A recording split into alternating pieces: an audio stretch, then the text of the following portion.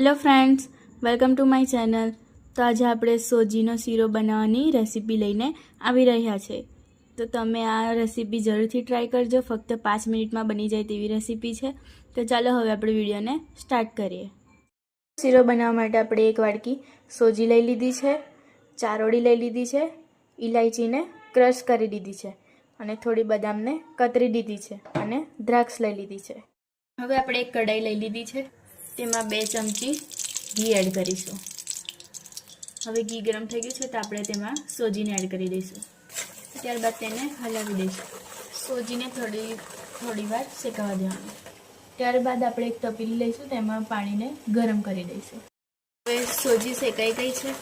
હવે આપણે તેમાં બદામ અને ચારોળીને એડ કરી દઈશું. હવે તેને હલાવી દઈશું. હવે તેમાં આપણે પાણી એડ કરી દઈશું. ત્યારબાદ તેમાં 3 ચમચી ખાંડ એડ કરી દઈશું. ખાંડ ના ઓગળે ત્યાં સુધી આપણે હલાવતું રહેવાનું છે. હવે આપણે તેમાં દ્રાક્ષને એડ કરી લઈશું. ત્યારબાદ તેમાં ક્રશ ઇલાયચી પાવડર એડ કરી દઈશું. તેને મિક્સ કરી લેવાનું છે. તો તમે જોઈ શકો છો આપણો સોજીનો શીરો રેડી થઈ ગયો છે. તો ફ્રેન્ડ્સ, તમને આ રેસીપી પસંદ આવી હોય તો તમે પણ આ જરૂરથી ટ્રાય કરજો. મળીએ હવે આપણે એક નવા વિડીયો સાથે. ત્યાં સુધીને રાધે રાધે. જય સ્વામિનારાયણ.